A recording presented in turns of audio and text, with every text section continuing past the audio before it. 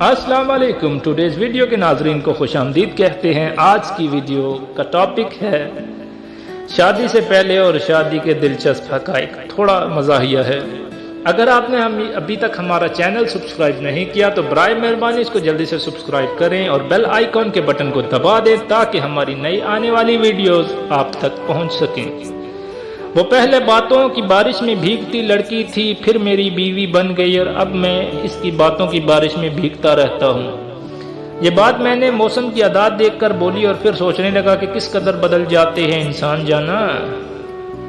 اب سوچتا ہوں کہ کاش میں سندھی زبان کی عظیم مزاحیہ نگار حلیم بروئی کی یہ بات مان لیتا جس نے لکھا تھا کہ اگر عشق کیا ہے تو پھر شادی نہ کرنا.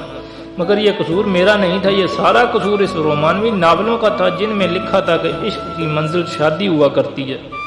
اب سمجھ میں آتا ہے کہ اردو کے عظیم شاعر نے کیوں لکھا تھا، اے رہبر کامل چلنے کو تیار تو ہوں پر یاد رہے اس وقت مجھے بھٹکا دینا جب سامنے منزل آ جائے.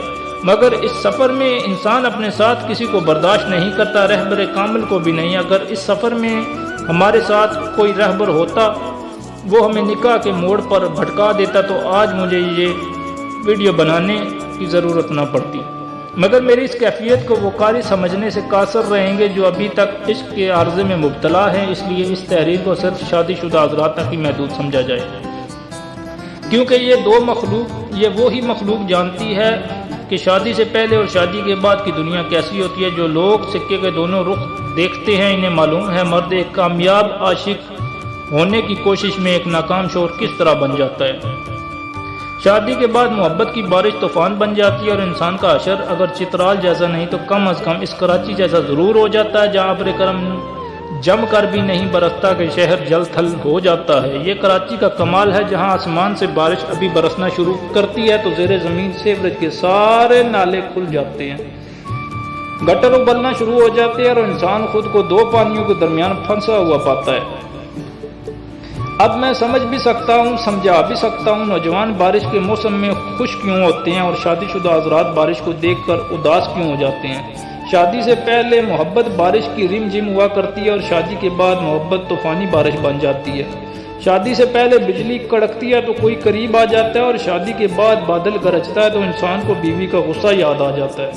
شادی کے بعد بچے پیدا ہوں نہ ہوں مگر یہ حقیقت ہے کہ صرف چند برسوں کے بعد انسان خود بچہ بن جاتا ہے. جس طرح اچھے بچے صبح کو اسکول جاتے ہیں اور دوپہر کو واپس لوٹ آتے ہیں، اسی طرح شادی کے بعد مرد سیدھا دفتر جاتا ہے اور دفتر سے سیدھا گھر چلا آتا ہے.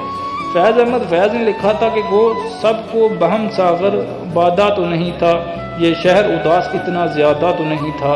کس قدر اچھا لگا کرتا تھا یہ شہر شادی سے پہلے، روشنیوں سے کھیلتا ہوا، ہنستا ہوا، گاتا ہوا، دل لبھاتا ہوا، اور شادی کے بعد انسان کو لوگوں سے بھرے ہوئے شہر کو دیکھتے ہوئے یہ گنگنانے کے لیے مجبور ہو جاتا ہے کہ لگتا نہیں ہے جی میرا اجڑے دیار میں. اس لیے شادی شدہ شخص شہر میں آوارہ گردی نہیں کرتا. شادی انسان کو ایسا پرندہ بنا دیتی ہے جو پنجرے کے بغیر سکون محسوس نہیں کرتا. اتنے مانوس سیادے سے ہو گئے اب رہائی ملی بھی تو مر جائیں گے. شادی سے پہلے انسان سوچ بھی نہیں سکتا وہ آزادی جو اسے ہر چیز سے عزیز ہوا کرتی تھی، اس آزادی کو آوارہ گردی کہا جائے گا. شادی سے پہلے انسان سمجھتا ہے کہ وہ اپنی دنیا بنائے گا جہاں صرف محبت ہوگی. محبت کی تلاش میں اس کو ایک ایسی دنیا ملتی ہے جس میں وہ تنگ بھی ہوتا ہے مگر وہاں سے نکلنا بھی اس کے بس میں نہیں ہوتا. شادی انسان کو کیا دیتی ہے؟ ایک گھر جس میں وہ خود ساختہ قید کے مزے لوٹتا ہے، ایک بیوی جو اسے مسلسل احساس جرم میں مبتلا رکھتی ہے، اور بہت سارے بچے جو اپنے باپ کا حشر دیکھ کر شادی کے نام سے ڈر جاتے ہیں. یہی کچھ نہیں بلکہ شادی انسان کو بہت سارے رشتہ دار بھی عطا کرتی ہے. ان رشتہ داروں کے رشتے اتنے پیچیدہ ہوا کرتے ہیں کہ انسان اس کے لیے صرف اپنی بیوی کی سنتا ہے. رشتوں کے ان تانوں بانوں کو صرف وہ خاتون سمجھتی، سلجھاتی اور بسا اوقات الجھاتی رہتی ہے. مرد تو کچے دھاگے میں بندھا ہوا وہ غلام ہوتا ہے جو صرف ہلکے سے اشارے پر دوڑا چلا آتا ہے.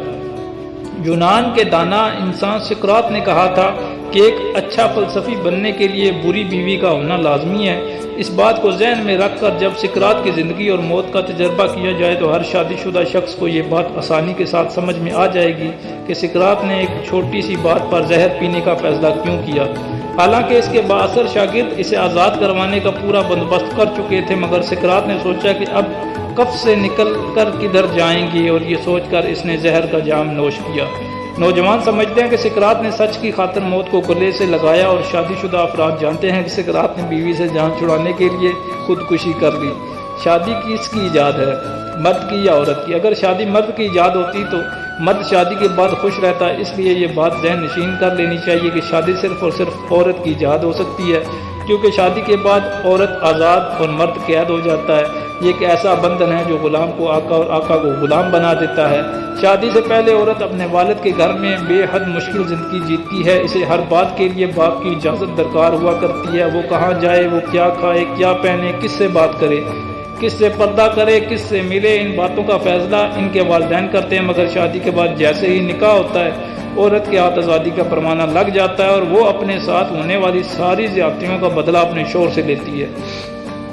شادی کے بعد اس بات کا فیصلہ عورت کرتی ہے کہ اس کا شوہر کہاں جائے، کیا کھائے، کیا پہنے، کس سے بات کرے، کس سے پردہ کرے، کس سے ملے اور کس سے ملنے کا تصور بھی نہ کرے۔ ان ساری باتوں کے لیے شوہر کو بیوی کی اجازت ضروری ہوتی ہے۔